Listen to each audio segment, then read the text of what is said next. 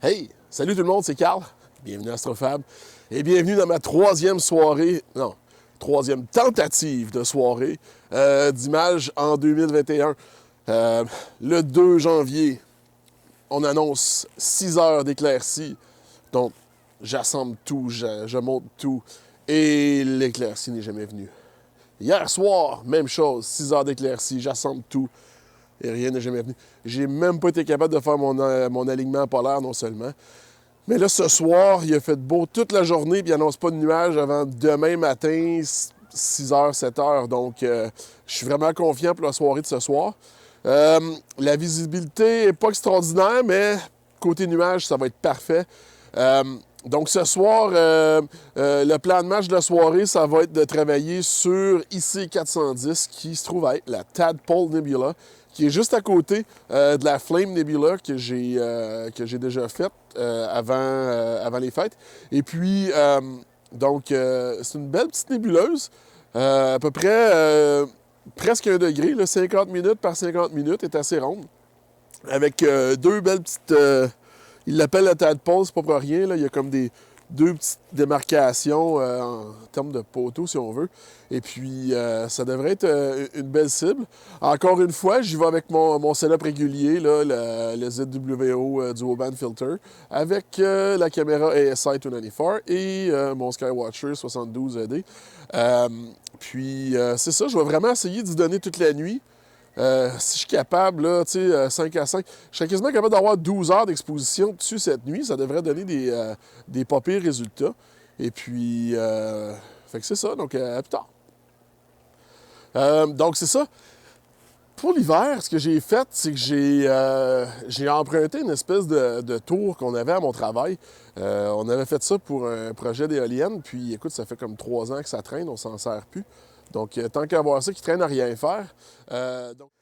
Donc, dans la soirée d'hier, que j'attendais mon éclaircie qui n'est jamais arrivé, j'ai gardé mon setup qui était complètement assemblé parce que je savais qu'il ferait beau aujourd'hui.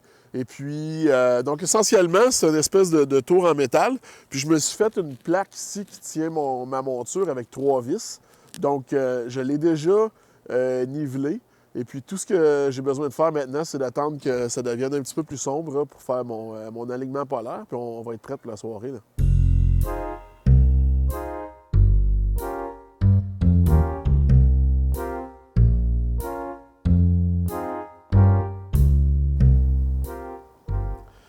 À ma première année d'astrophotographie, comme ça, je savais pas trop à quoi m'attendre. J'étais un petit peu motivé parce que je savais qu'il était pour faire noir tôt, puis ça me donnerait beaucoup plus d'heures d'occasion de faire des images. Par contre, ce que je savais pas, c'est qu'il était pour avoir des nuages tout le temps. Donc, je sais pas si c'est cette année ou si c'est tout le temps comme ça l'hiver. On dirait que je remarquais moins ça avant. Par contre, là, les soirées que j'ai pour faire des images, c'est vraiment le fun. Je suis capable de partir ça avant de souper. Là, tu vois, il est à peu près 7 heures. J'ai 1 heure et demie d'accumulé. Donc, c'est vraiment génial. Mon guidage est correct malgré le froid. On est à -6, donc c'est pas si pire. Donc, c'est ça. Je n'ai pas changé d'idée. Je travaille encore sur le Tadpole Nebula IC410.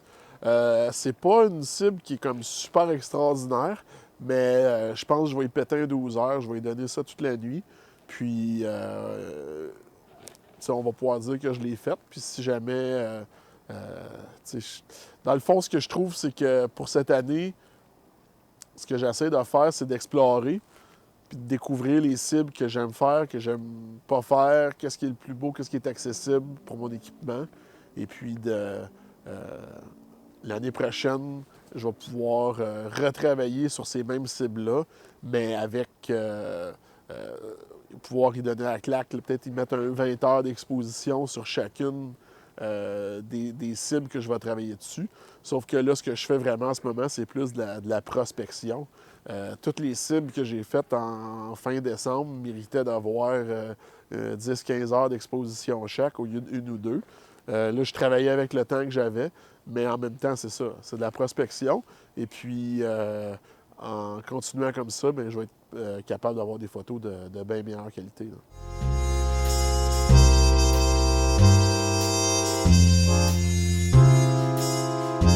Bon, la session d'image continue. Tout va comme prévu. Ça se passe sans anicroche jusqu'à maintenant. Euh, donc là, ce que je voulais faire, c'est que je voulais vous montrer un petit peu plus le processus qui était derrière tout ça. Donc, je vais vous montrer un petit peu qu'est-ce qui se passe. Là, quand il fait froid comme ça, je préfère utiliser mon vieux laptop. On dirait qu'il performe mieux dans les temps froids. Donc, sur mon vieux laptop, j'ai Astro Photography Tool qui est installé.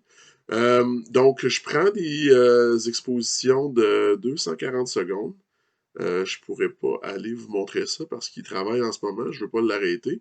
Mais en gros, c'est rien de spécial, là. C'est 240 secondes, bin un par un, puis le gain est à 120 comme d'habitude. Ma caméra est refroidie. Ici, on peut voir qu'elle est à moins 15 là, à peu près. Euh, Ensuite, ici, on a mon image du tadpole. Euh, donc, j'ai utilisé ici l'assistant de cadrage de Telescopius. Et puis, tu vois, là, j'ai mis mon espèce de parallélogramme ici, là. Et puis, si je retourne à OPT, mon parallélogramme est ici.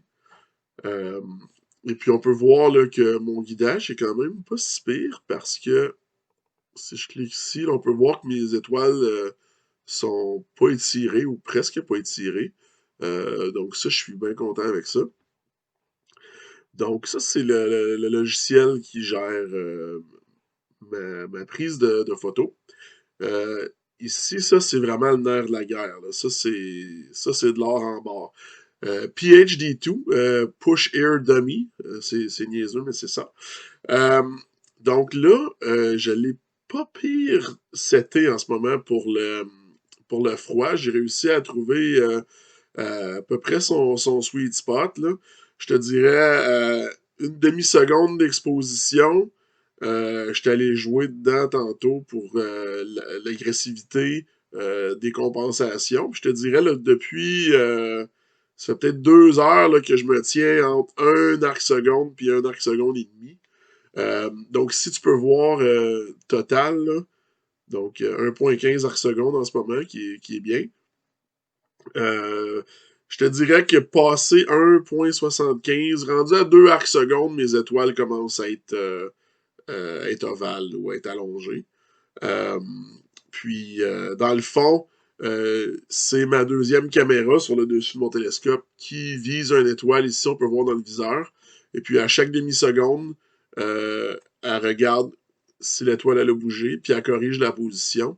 Donc, c'est comme ça que je réussis à être capable de faire des expositions de 4 minutes sans que les étoiles soient rondes, puis que mon, euh, mon, mon télescope suive toujours bien le ciel.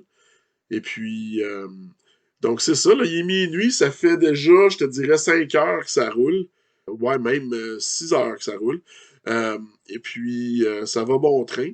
Je vais laisser ça rouler toute la nuit, puis on va pouvoir voir quelle sorte de résultat qu'on va avoir avec ça, là.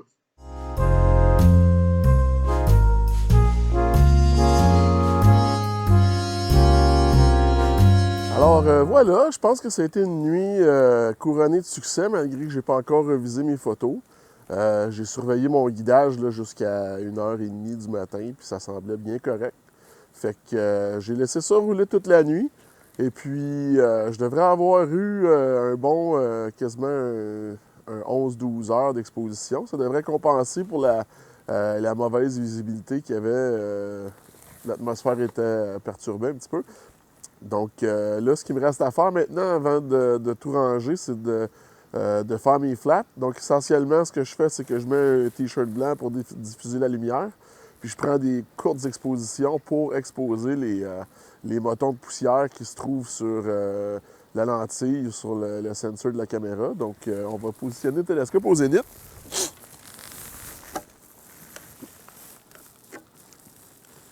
Comme ça.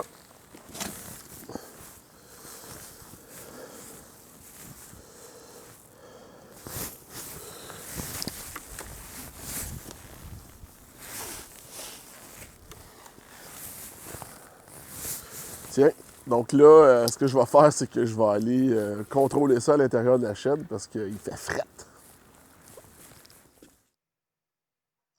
suis maintenant prêt à prendre mes flats. Donc, ce que je vais faire, c'est que je vais aller ici. Puis là, j'ai ouvert dans Tools, dans APT. J'ai mon flathead ici.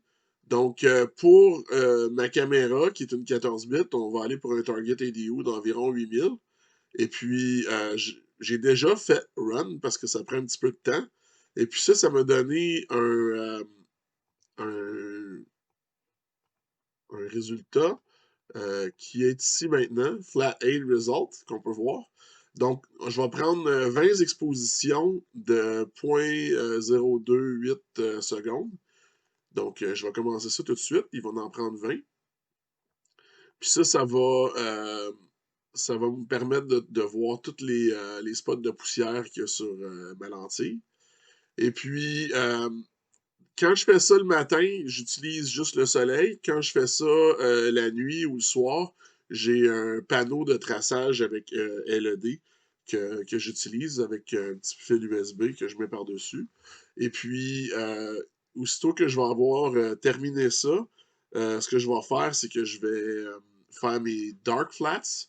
Donc, essentiellement, ce que je vais faire, c'est que je vais utiliser le même temps d'exposition que pour mes flats, mais avec le cap dessus. Fait que ça va être encore un autre cadre de calibrage qui va aider à enlever le bruit électronique de mes photos, enlever les artefacts.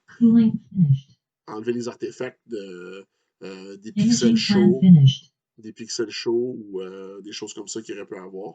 Puis une fois que tout ça est complété, il me reste juste à stacker les photos avec Deep Sky Stacker puis éditer dans Photoshop ou dans votre logiciel préféré. Alors voilà, c'est ça qui conclut la vidéo. Donc, avant de vous présenter la photo, je vais vous présenter un petit peu le contexte dans lequel cette nébuleuse-là se situe.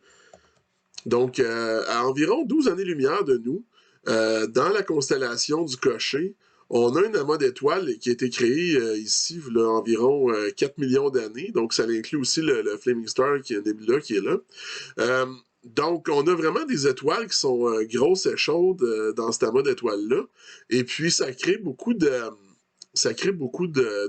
turbulences et de vents stellaires. Donc, c'est ça qui a un peu créé les piliers ici. Là, on peut voir là, que le vent un petit peu l'a poussé ça vers l'extérieur de la nébuleuse. Là. Les piliers comme tels là, sont environ 10 années-lumière de long. Donc, on pourrait les comparer un petit peu aux piliers de la création là, dans la nébuleuse de l'Aigle, M16. Et puis, je suis pas mal convaincu là, de ce que j'ai pu lire qu'il va probablement avoir d'autres étoiles là, qui vont se former dans cette nébuleuse-là dans les millions d'années à venir. Donc, ça, c'est très cool. Et puis, donc, c'est ça. Donc, c'est ça qui conclut la vidéo. Si vous avez aimé ça, ben, je vous encourage à vous abonner puis à aimer la vidéo.